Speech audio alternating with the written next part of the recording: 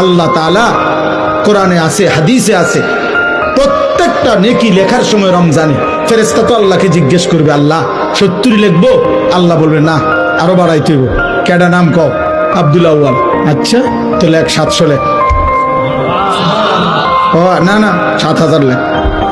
না না 70,000 লেখ। না না 7 লক্ষ লেখ।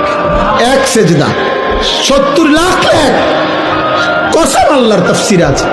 7 কোটি লেখো, 70 কোটি লেখো, 70,000 কোটি লেখো।